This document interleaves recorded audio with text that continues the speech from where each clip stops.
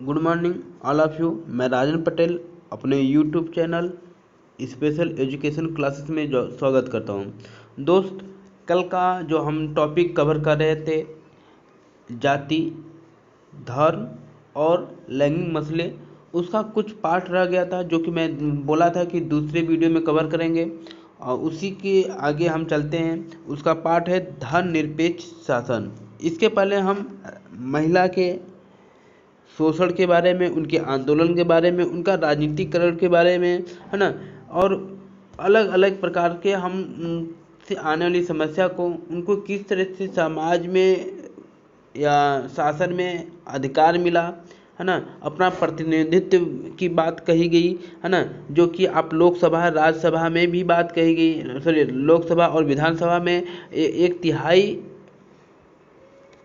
आरक्षित करने की बात कही महिलाओं के लिए, है ना। ये सब के बारे में हम लोग काफ़ी चर्चा कर लिए हैं। अब आते हैं हम लोग धर्मनिरपेक्ष शासन।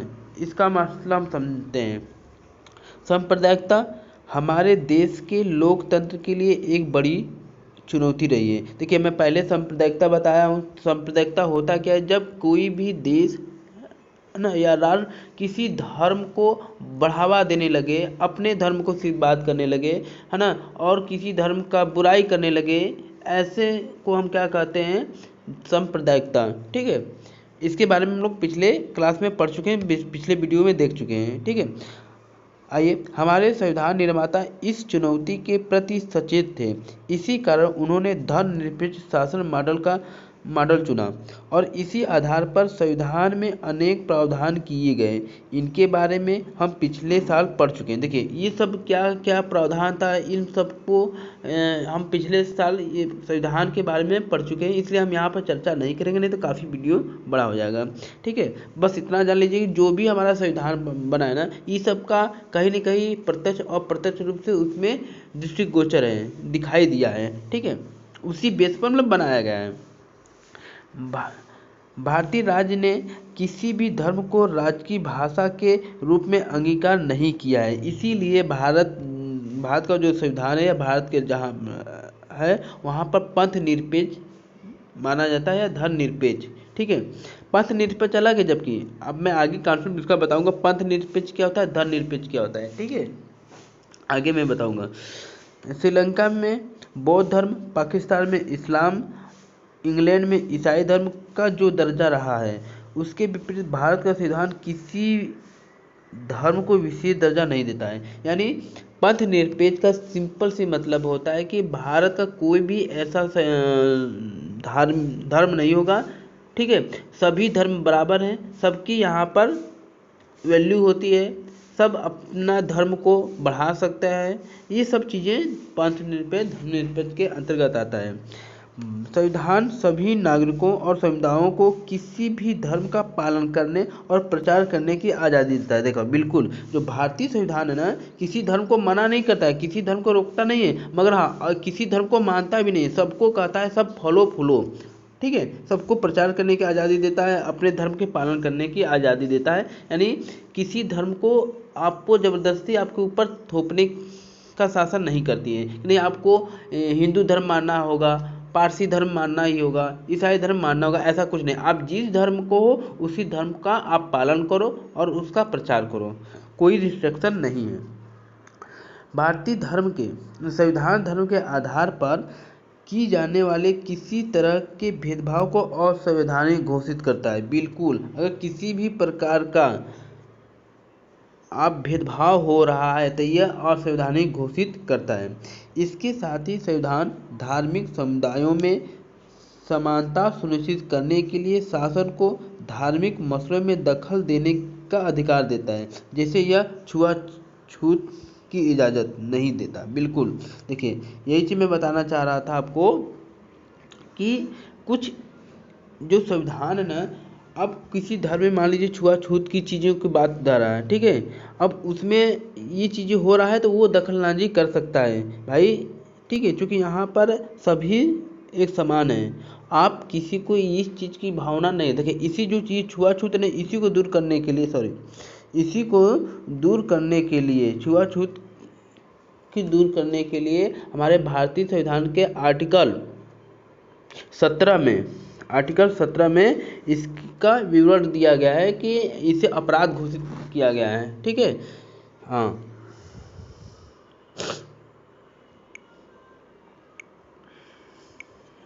आइए हम देखते हैं सर। इस हिसाब से देखें तो धर्मनिरपेक्ष कुछ पार्टियों या व्यक्तियों की एक विचारधारा भर नहीं है।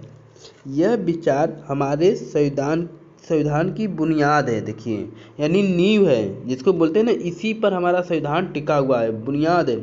सांप्रदायिकता भारत में सिर्फ कुछ लोगों के लिए ही खतरा नहीं, यह भारत की बुनियादी अवधारणा के लिए एक चुनौती है। बिल्कुल सही। देखिए, मैं बार बार ये समझाने का प्रयास कर रहा हूँ, जो ये चीज़ सांप्रदायिकता है, किसी धर्म को मानने वाली चीज़, ये भारत के लिए नहीं, मान के चलिए हर एक देश के लिए खतरा है। अगर हम स्पेशली भारत के लिए बोले तो भारत के लिए 100% खतरा है। भारत के ही लिए नहीं, भारत के लोगों के लिए नहीं, इनफैक्ट उनमें जो संविधान है ना, उसके लिए भी, ये उनकी बुनियाद के लिए भी खतरा है। ठीक है, हमारे इस तरह का धर्मनिरपेक्ष संविधान जरूरी चीज़ है, पर अकेले इसी के बूते सांप्रदायिकता का मुकाबला नहीं किया जा सकता। हम अपने दैनंदिन जीवन में सांप्रदायिक पूर्वाग्रहों और दुष्प्रभावों या दुष्चारों का मुकाबला करना होगा तथा धर्म पर आधारित गोलबंदी का मुकाबला राजनीति के दायरे में करने की ज़रूरत है। बिल्कुल यही चीज़ कर रहा है, जो हमारी जो जिससे कि हम पूर्वाग्रहों से ग्रसित हैं, है ना, उसको तोड़ना होगा, उसको छोड़ना होगा। जो हमारे कुविचार हैं उनको तोड़ना होगा, तभी हम इस चीज़ से लड़ पाएंगे। ठीक है, आइए देख रहे, यही हमारी क्या है, एक पिक्चर से आप देख कर समझ में आ रहा है। हम इस कुर्सी का ही, अब इस कुर्सी पर बैठने वाला कोई भी धर्म का हो सकता है, कोई भी जाति का हो सकता है ना। ऐसा नहीं है कि सिर्फ हिंदू बैठेगा, सिर्फ मुसलमान बैठेगा, सिर्फ ईसाई बैठेगा, नहीं। जो निर्वाचित होके आएगा वो व्यक्ति यहाँ पर बैठेगा। ठीक है, आइए देखते हैं जाति और राजनीति। देखिए, अभी तक हम महिला और राजनीति पढ़ रहे थे, है ना। अब आते हैं जाति और राजनीति। हमने राजनीति में सामाजिक विभाजन की दो अभिव्यक्तियां देखी। इनमें एक मोटे तौर पर सकारात्मक या लाभदायक है, तो दूसरी नकारात्मक या नुकसानदेह। आइए अब अंतिम प्रमुख विभाजन यानी जाति और राजनीति की चर्चा करें। इसके सकारात्मक और नकारात्मक दोनों ही पक्ष हैं। ठीक है, अब देखिए, जाति और राजनीति के पर चर्चा कर रहे हैं। इसके पॉजिटिव और नेगेटिव दोनों पक्ष है। ठीक है, हम इसके बारे में चर्चा करते हैं।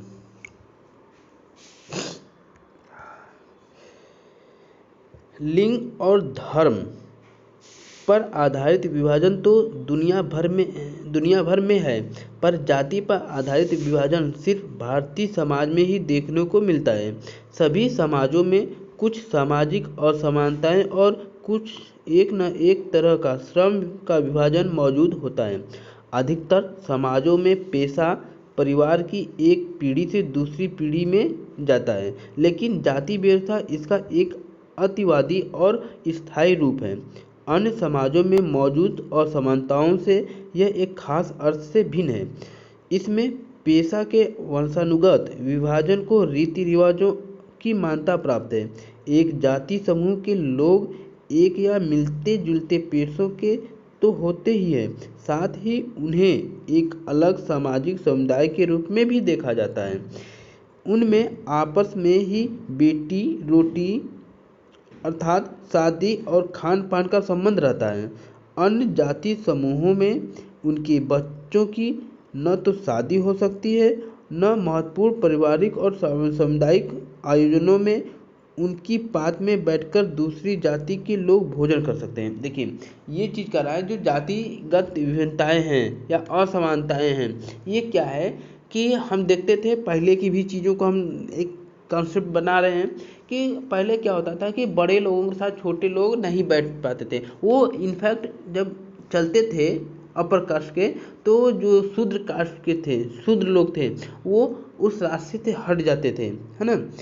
अच्छा, वो एक जो कारखाना या वो जो काम कर रहे हैं वो उनकी परंपरा में चलने लगी ना, कि दादा कर रहे हैं तो बेटा करेगा, बेटा करेगा तो मतलब कि उसी के आधार पर जाति का निर्धारण किया गया। ऐसे में सभी अपने अपने ही समुदाय की चीज़ों में निर्भर रह गए, दूसरे की चीज़ों से तालमेल नहीं बैठा पाए। ठीक है, आइए इसके बारे में, जो कि ये बहुत हमारे लिए विनाशक हुआ। ठीक है, इसे जो हम कहते हैं ना वो उसे वर्ण व्यवस्था के नाम से जानते हैं। देखिए आइए देखते हैं वर्ण व्यवस्था। जाति समूहों का पदानुक्रम जिसमें एक जाति के लोग हर हाल में सामाजिक पायदान में सबसे ऊपर रहेंगे तो किसी अन्य जाति समूह के क्रमागत के रूप में उनके नीचे रहेंगे। यही है जो जाति वर्ण व्यवस्था बनाया गया था, इसीलिए था कि जो ऊपर वाले हैं वो किसी भी कोई भी कार्य कर ले, वो एक बार जन्म ले लिए तो वो ब्राह्मण है तो ब्राह्मण में, अगर ब्राह्मण में पैदा हुआ है तो ब्राह्मण ही होगा किसी भी हाल में। अगर शूद्र में जन्म लिया है तो किसी भी हाल में चाहे वो अच्छा क्यों ना काम कर ले, है ना, वो क्या हुआ कि फिर वो शूद्र ही होगा। यानी पहले क्या था कि काम के आधार पर विभाजन किया गया था वर्ण व्यवस्था को, मगर फिर बाद में इसे क्या गया कि नहीं नहीं, जन्म के आधार पर वर्ण व्यवस्था को सिस्टमैटिक ढंग से सेट कर दिया गया कि जिस कास्ट में जिस जाति में व्यक्ति जन्म लेगा उसी में उसका जाति माना जाएगा। अगर शूद्र में जन्म ले रहा तो शूद्र कहा जाएगा, ब्राह्मण में तो ब्राह्मण, क्षत्रिय में तो क्षत्रिय, इस तरह से। ठीक है, वर्ण व्यवस्था अन्य जाति समूहों से भेदभाव और उन्हें अपने से अलग मानने की धारा पर आधारित है। बिल्कुल, मैं यही बात बताना चाह रहा हूँ कि वर्ण व्यवस्था जो है ना एक दूसरे से विभिन्नता करण की बात है। ठीक है, हाँ, इसमें अत्यंत जातियों के साथ छुआछूत का व्यवहार किया जाता था। बिल्कुल, इसी छुआछूत को कम करने के लिए भारतीय संविधान के अनुच्छेद 17 को वर्णित किया गया है। आगे बताएंगे हम डिटेल इसमें। ठीक है, इसकी चर्चा हमने 9वीं क्लास ना 9वीं कक्षा में की थी। यही कारण है कि ज्योतिबा फुले, महात्मा गांधी, डॉक्टर अम्बेडकर, भीमराव अम्बेडकर, पेरियार रामास्वामी आयकर, है ना, नायकर जैसे राजनेताओं और समाज सुधारकों ने जातिगत भेदभाव से मुक्त समाज व्यवस्था बनाने की बात की और उसके लिए काम भी किए। यही चीज, इसी जो जातिगत व्यवस्था था वर्ण व्यवस्था को इनको तोड़ने के लिए, क्योंकि इनका कॉन्सेप्ट इन लोगों का था कि सभी मानव एक समान है, कोई ऊंच नीच नहीं है। इनको दूर करने के लिए जो भी राजनेता थे, समाज सुधारक थे, बहुत जमकर प्रचार किया, काम किया मिलकर। ठीक है,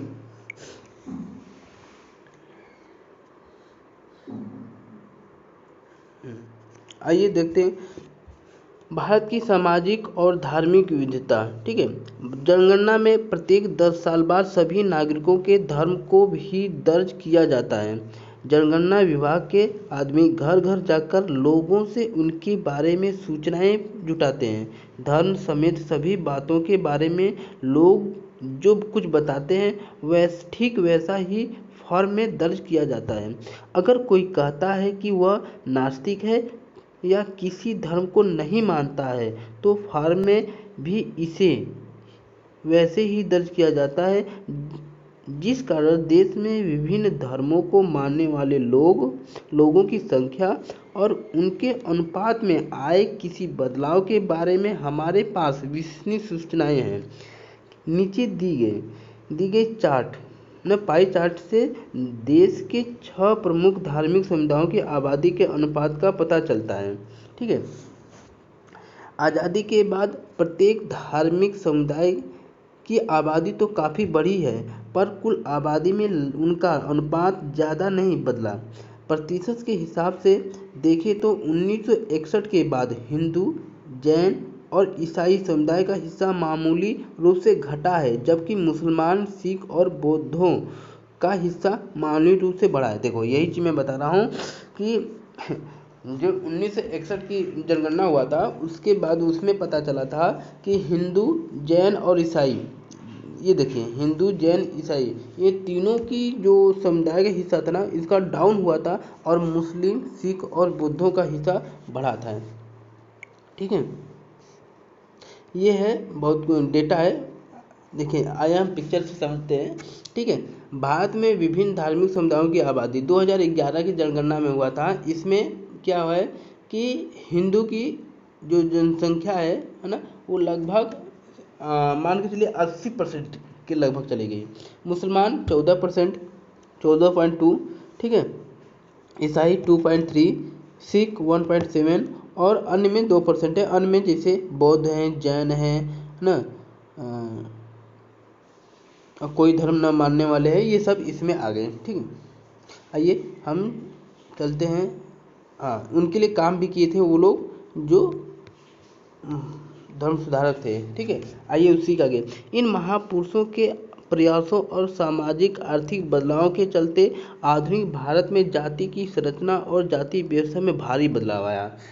ठीक है, हाँ, आर्थिक विकास, शहरीकरण, साक्षरता और शिक्षा के विकास, पेशा चुनने की आज़ादी और गांव में जमींदारी व्यवस्था के कमज़ोर पड़ने से जाति व्यवस्था के पुराने स्वरूप और वर्ण व्यवस्था पर टिकी मानसिकता में बदलाव आ रहा है।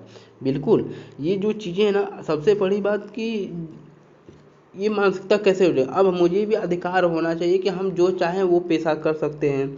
ठीक है, कहीं भी हम जाकर काम कर सकते हैं, एजुकेशन प्राप्त कर सकते हैं। ठीक है, शहरीकरण उस चीज़ का डेवलपमेंट हो सकता है, किसी चीज़ का, इकोनॉमिकल का या सोशल का, किसी चीज़ का, है ना, वो क्या होगा, उससे हम जाति व्यवस्था के बेड़े से दूर हटेंगे, है ना, जागरूक होंगे।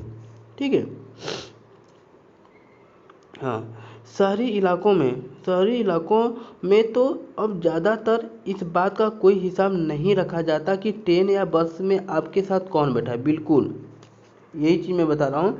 अब ये सब गांव में पहले होता था, आज भी होता है, मगर अब शहरों में उतना ध्यान नहीं दिया जाता ये सब चीज़ों के लिए। कौन बैठा है या कौन रेस्तरां में आपकी मेज पर बैठकर खाना खा रहे हैं, आदमी की जाति क्या है।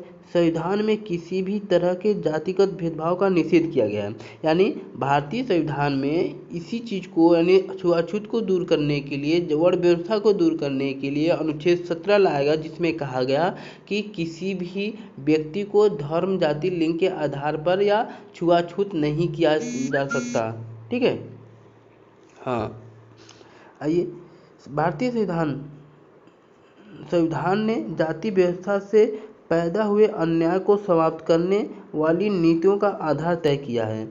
अगर 100 साल पहले का कोई व्यक्ति एक बार फिर भारत लौट कर आए तो यहाँ कुछ हुए बदलावों को देखकर हैरान रह जाएगा। बिल्कुल, क्योंकि बहुत कुछ बदले हैं हमारे पहले से और आज में। ठीक है, आश्चर्य तो हो ही जाएगा। आइए, बहरहाल समकालीन भारत से जाति प्रथा विदा नहीं हुई है। देखिए, इतना कुछ हुआ, फिर भी कुछ चीज़ें नेगेटिव भी हैं। मैंने वो बताया था ना कि इसके पॉजिटिव भी हैं, नेगेटिव भी हैं, तो वो अभी चीज़ है। बहरहाल भारत से अभी पूरा जो जाति प्रथा है ना, यहाँ से गया नहीं है। जाति व्यवस्था के कुछ पुराने पहलू अभी भी बरकरार हैं।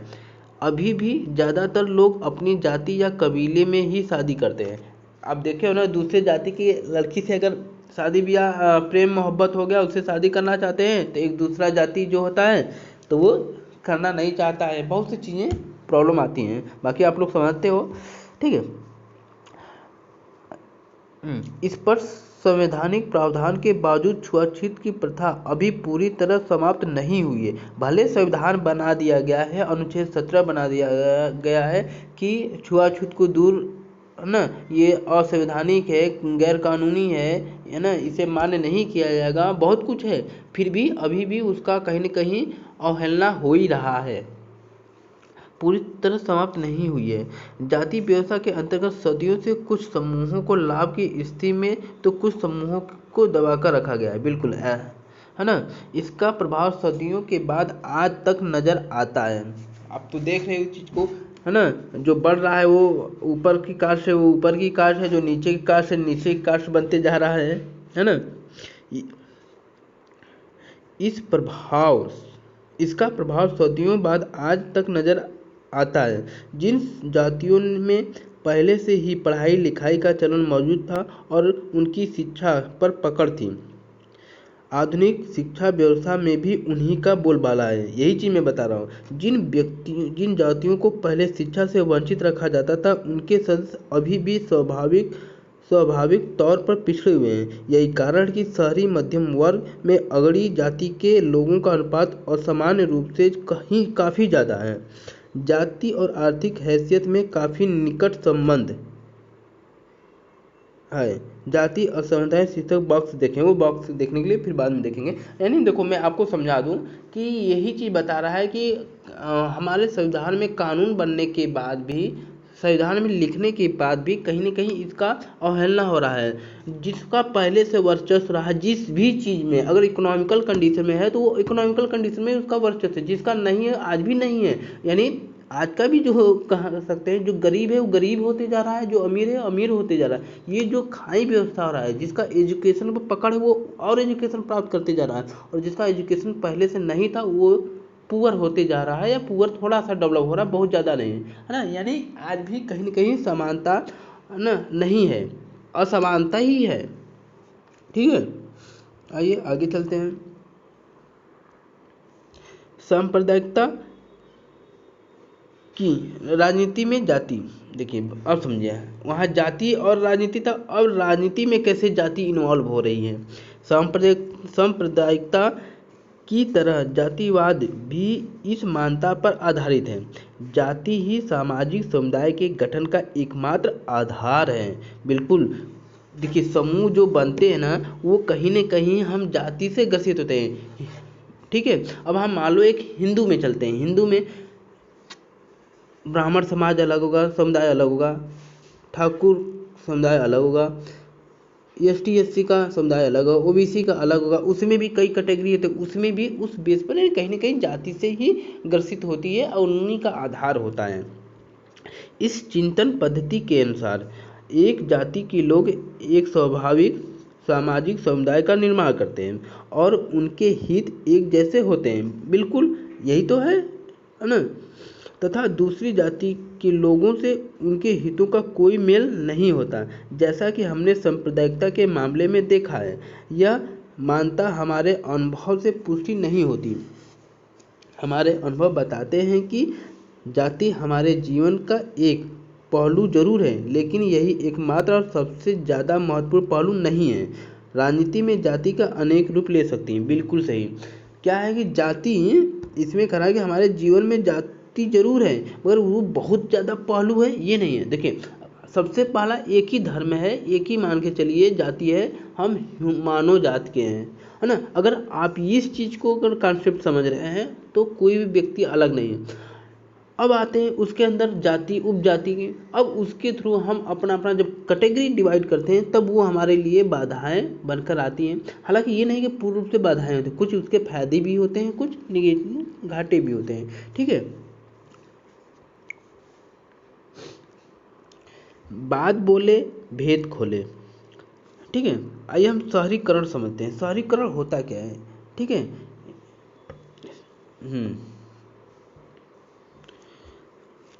शहरीकरण ग्रामीण इलाकों से निकलकर लोगों का शहरों में बसना।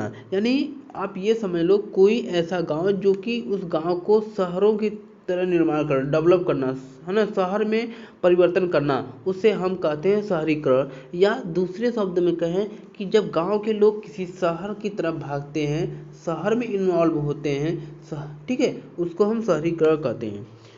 जब पार्टियां चुनाव के लिए उम्मीदवारों के नाम तय करती है तो चुनाव क्षेत्र के मतदाताओं की जातियों का हिसाब ध्यान में रखती है। बिल्कुल, अब देखिए यहाँ जो राजनीति में जो जाति हो रहा था यही है। जब चुनाव निर्माण की प्रक्रिया होती है ना, उस समय उम्मीदवारों के नाम घोषित किया जाता है और वो उम्मीदवार देखते हैं जिस एरिया में बहुल क्षेत्र होगा, जिसे मान लीजिए यहाँ पर ST एरिया ज़्यादा है, ST एरिया ज़्यादा है, ठीक है, या OBC एरिया ज़्यादा है, तो वहाँ पर उस जाति के कैंडिडेट को खड़ा कर दिया जाता है, उस कैंडिडेट का नाम चयन किया जाता है ना, ताकि उन्हें चुनाव जीतने के लिए जरूरी वोट मिल सके।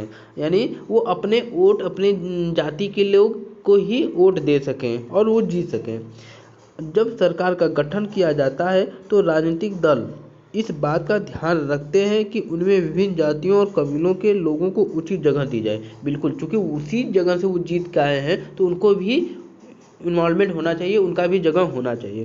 राजनीतिक पार्टियां और उम्मीदवार समर्थन हासिल करने के लिए जातिगत भावनाओं को उकसाते हैं और कुछ दलों को कुछ जातियों के मददगार और प्रतिनिधि के रूप में देखा जाता है। बिल्कुल, देखिए इसमें यही कह रहा है कि कुछ राजनीतिक पार्टियां हैं, उनमें से किसी को एक एक्टिव कर देते हैं, उजागर करते हैं कि भाई है ना, आप चुनाव लड़ो। जो एक्टिव पर्सन होते हैं उनकी बात हो रहा है, ठीक है। हाँ, आइए, सार्वभौम वयस्क मताधिकार। देखिए ये सब आप पढ़े होंगे, समझ में आएगा सार्वभौम वयस्क मताधिकार क्या होता है ना। यानी एक समाज में सभी को एक वयस्क मताधिकार का अधिकार प्राप्त है। यानी भारत में वयस्क मताधिकार किसको कहा जाता है? जो 18 वर्ष पूरा कर चुका हो, ठीक है, या 18 वर्ष हाँ पूरा कर चुका हो, यानी जिसे वोट देने का अधिकार प्राप्त हो, उसे वयस्क मताधिकार कहा जाता है, ठीक है। हाँ, सार्वभौम वयस्क मताधिकार और एक व्यक्ति एक वोट की व्यवस्था ने राजनीतिक दलों को विवश किया कि वे राजनीतिक समर्थन पाने और लोगों को गोलबंद करने के लिए सक्रिय हों। इससे उन जातियों के लोगों में नई चेतना पैदा हुई जिसे अभी तक छोटा या नीच माना जाता है। बिल्कुल सही। देखिए मैं यही चीज़ बता रहा हूँ कि अब वोट पाने के लिए जो राजनीतिक पार्टियां होती हैं, राजनीतिक दल होते हैं, वो विवश हो गए, क्योंकि जो कॉन्सेप्ट हमारे यहाँ है एक व्यक्ति बराबर एक वोट, है ना। अब क्या है कि वो जब तक सबका समर्थन नहीं प्राप्त करेंगे, चाहे वो नीच जात का हो चाहे छोटा जात का हो, जब तक सबका समर्थन ना प्राप्त हो तब तक वो बहुमत नहीं ला पाएगा, जीत नहीं पाएगा। तो इसको है ना, इसको समर्थन देने के लिए, उनको इन्वॉल्वमेंट करने के लिए, है ना, अब क्या करता है, समर्थन देता है, लोगों को गोलबंद करता है, उनको एकजुटता बनाता है उन सबकी, ठीक है। हाँ, राजनीति में जाति पर जोर देने के कारण कई बार यह धारणा बन जा सकती है कि चुनाव जातियों का खेल है और कुछ नहीं। बात समझ रहे हैं? क्योंकि अब हमारे यहाँ जो चुनाव चीज़ होती है ना, चुनाव प्रक्रिया होती है ना, वहाँ जातिगत खेल की जाती है। अगर यहाँ पर जानते हैं कि इस एरिया में ओबीसी है तो ओबीसी कैंडिडेट करो, अलग अलग पार्टियाँ अलग अलग कैंडिडेट खड़ा करेंगे ताकि उनको अपनी पार्टी का जीत हो सके, उस व्यक्ति अपने लोगों को जीत हो सके, ठीक है। उनको इसलिए वहाँ पर जातिगत खेल खेली जाती है, वही चीज़ बता रहा है, ठीक है। यह बात सच नहीं है, फिर भी यह बात सच है, जरा इन चीज़ों पर गौर कीजिए। हम यही मानते हैं, लोग यही धारणा है कि लोग कहते हैं, फिर ऐसा भी है ना, आगे चल के देखते हैं।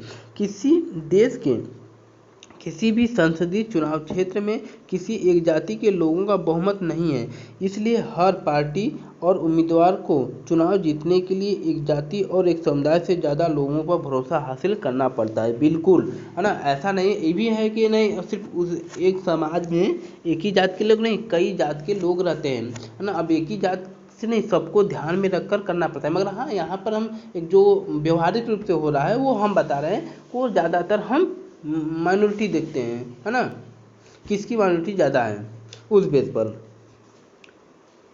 हाँ,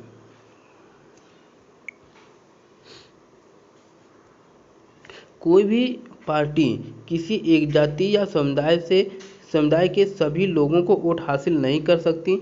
जब लोग किसी जाति विशेष को किसी एक पार्टी का वोट बैंक कहते हैं तो इसका मतलब यह होता है कि उस जाति के ज़्यादातर लोग उसी पार्टी के वोट देते हैं। देखिए अब आएगा आपके सामने ये क्वेश्चन आ सकता है कि वोट बैंक किसे कहते हैं। यानी वोट बैंक वह होता है जिसमें किसी एक पार्टी को उसको ज़्यादा से ज़्यादा वोट मिलने की संभावना या वोट मिलती हो, ठीक है, या वोट आता हो, उसी को हम वोट बैंक कहते हैं। बिल्कुल, यानी उस जाति के ज़्यादातर लोग उसी पार्टी को वोट देते हैं, उसे हम वोट बैंक कहते हैं। अगर किसी चुनाव में अगर किसी चुनाव क्षेत्र में एक जाति के लोगों का प्रभुत्व माना जा रहा हो तो अनेक पार्टियां उसी जाति का उम्मीदवार खड़ा करने से कोई रोक नहीं सकता।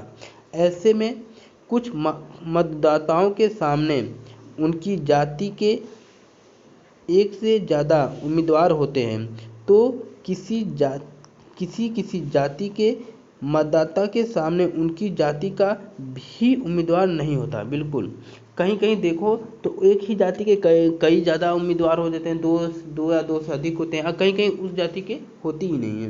ठीक है, हमारे देश में सत्तारूढ़ दल वर्तमान सांसदों और विधायकों को अक्सर हार का सामना करना पड़ता है।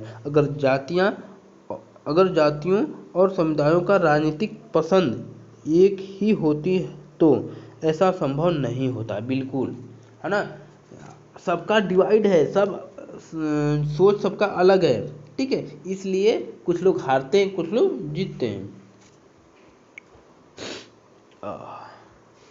स्पष्ट है कि चुनाव में जाति की भूमिका महत्वपूर्ण होती है, किंतु दूसरे कारक भी इतने ही असरदार होते हैं। मतदाता अपनी जातियों से जितना जुड़ाव रखते हैं, अक्सर उससे ज़्यादा गहरा जुड़ाव राजनीतिक दलों से रखते हैं।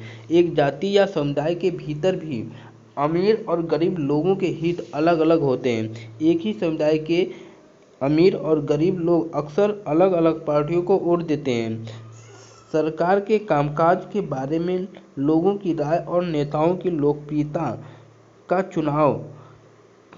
चुनावों पर अक्सर निर्णायक असर होता है। बिल्कुल, यानी इसमें कह रहा है कि देखिए, एक ही समाज में लोग रहने वाले अमीर गरीब कई लोग हैं। ठीक है, मगर सबका वोट ऐसा नहीं है कि अमीर के जा रहा है एक जगह तो गरीब का भी चले, या गरीब का एक जगह जा रहा है तो अमीर का नहीं। सब अपने अनुभव के आधार पर, अपनी सुविधा के आधार पर, अपनी कास्टिज्म के आधार पर, मतलब कई चीज़ को ध्यान में रखकर, अपनी सुविधा को ध्यान में रखकर वोट दिया जाता है अपने अपने लोगों को। ठीक है, अपने जो लोकप्रिय नेता है उनका चुनाव करते हैं। ठीक है, जाति के अंदर राजनीति बहुत इम्पोर्टेंट है। जाति के अंदर देखें राजनीति, अब क्या क्या हम देखें, पहले देखें जाति और राजनीति देख लिए, फिर राजनीति का जाति, है ना। अब देख रहे हैं जाति के अंदर राजनीति।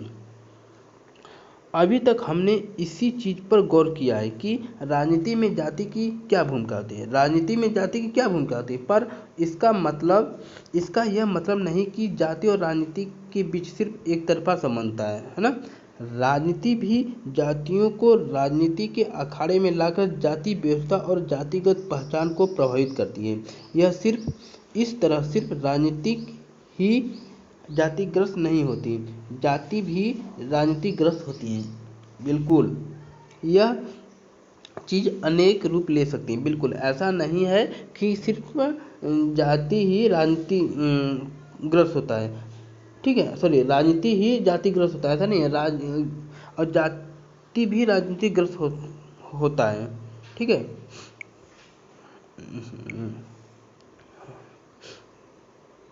आइए समझते हैं इसको।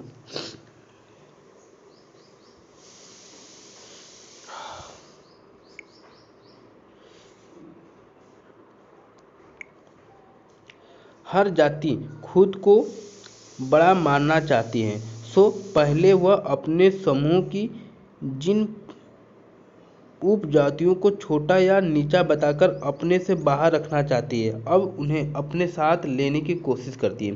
पहले ये होता है, क्योंकि जो वोट बैंक जो बनाना है ना। हाँ, क्योंकि एक जाति अपने दम पर सत्ता कब्जा नहीं कर सकती, इसलिए वह ज़्यादा राजनीतिक ताकत पाने के लिए दूसरी जातियों या समुदायों को साथ लेने की कोशिश करती है, और इस तरह उनके बीच संवाद और मोल तोल होता है। बिल्कुल, क्योंकि भारत जैसे देश में सिर्फ एक जाति से आप पार्टी नहीं बना सकते, देश नहीं चला सकते, सरकार नहीं बना सकते। ठीक है, जब तक सभी जातियों का समन्वय नहीं होगा, उनका सहयोग नहीं होगा, तब तक उनका वोट प्राप्त नहीं होगा, तब तक सोचना मुश्किल होता है। ठीक है, चुनाव बनाना मुश्किल है। हाँ, राजनीति में आइए देखते हैं।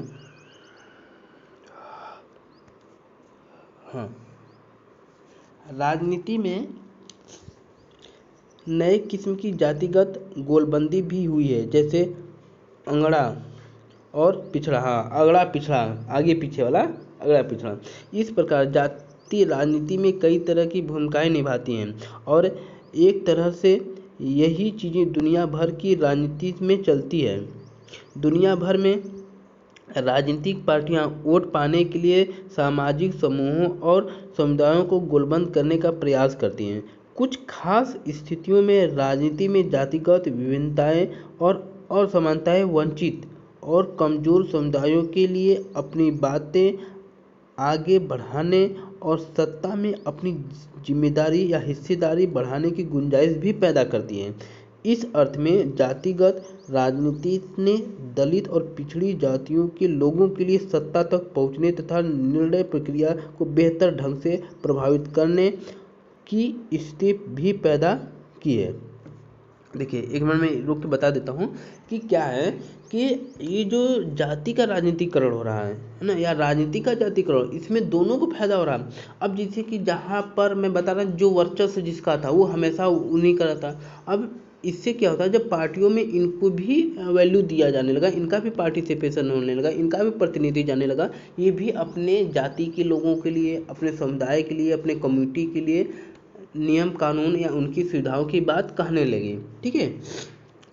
हाँ, अनेक पार्टियां और गैर राजनीतिक संगठन खास जातियों के खिलाफ भेदभाव समाप्त करने, उनके साथ ज़्यादा सम्मानजनक व्यवहार करने, उनके लिए ज़मीन जायदाद और अवसर उपलब्ध कराने की मांग को लेकर आंदोलन करते रहे। बिल्कुल उनके अधिकारों की बात है ना, भेदभाव के लिए होगा, सम्मान की बात हो गई, ज़मीन जायदाद को लेकर होगा, ये सब के लिए क्या हुआ, आंदोलन करने लगे ना। पर इसके साथ ही यह भी सच है कि सिर्फ जाति पर जोर देना नुकसानदेह हो सकता है, है ना, जैसा कि धर्म के मसले से स्पष्ट होता है। जिस जातिगत पहचान पर आधारित राजनीतिक लोकतंत्र के लिए शुभ नहीं होती। हाँ, कहाँ थे, शुभ नहीं होती, इससे अक्सर गरीबी, विकास, भ्रष्टाचार जैसे ज़्यादा बड़े मुद्दों से लोगों का ध्यान भी भटकता है। कई बार जातिवाद तनाव, टकराव और हिंसा को भी बढ़ावा देती है। बिल्कुल, आप पहले एक चीज़ समझ चुके थे कि जब हम कोई भी राष्ट्र हो, कोई भी देश हो, किसी एक धर्म को, एक चीज़ को मानने लगती है तो अगला धर्म उस पर विरोध करने लगता है, उसमें कॉन्फ्लिक्ट होता है, संघर्ष होता है, यानी वो राष्ट्र विभाजन की तरफ चल जाता है। उसी तरह से जब किसी एक राष्ट्र में जातिगत व्यवस्था पर आधारित होगा टोटल, तो वो भी उसी तरह वो विभाजन की तरफ होगा, कॉन्फ्लिक्ट होगा, है ना, यानी सबको समान अधिकार नहीं मिलेगा, वो भी राष्ट्र एक विकसित की तरफ नहीं होगा। ठीक है, वो पिछड़ा ही होता चलेगा। तो ऐसे में क्या करना है कि किसी भी जातिगत व्यवस्था होना चाहिए, मगर पूर्ण रूप से नहीं होनी चाहिए। ठीक है, इस चीज़ में यही आपको समझाया गया है। आई होप आपको ये वीडियो अच्छा लगा होगा, समझ में आया होगा कि इसमें क्या क्या चीज़ें। देखिए इसमें कुछ क्वेश्चन है ना, औरतों के लिए आरक्षण की व्यवस्था, जिससे हम 8वां की बात कर रहे हैं ना। देखिए हम लोग पढ़े हैं, आपको जो भी सॉल्व करना होगा आप तुरंत क्लियर कर लोगे। देखिए मैं एक एग्जांपल दे रहा हूँ, भारत में यहाँ औरतों के लिए आरक्षण की व्यवस्था है, बिल्कुल है ना। पंचायती राज व्यवस्था में है, अरे क्यों नहीं है भाई, 1/3 आरक्षण की बात है ना, है, बेशक है। बाकी यहाँ पर अभी उनकी डिमांड हो रही है। ठीक है, हाँ, ऐसे अब जो भी क्वेश्चन देखोगे आप सब क्लियर हो जाएगा एक बार पढ़ लेने के बाद। आप अच्छे से प्लीज़ वीडियो देखिए, कॉन्सेप्ट बनाइए। Thank you. आप आई होप आप अपने बोर्ड एग्जाम में अच्छे करो। Thank you.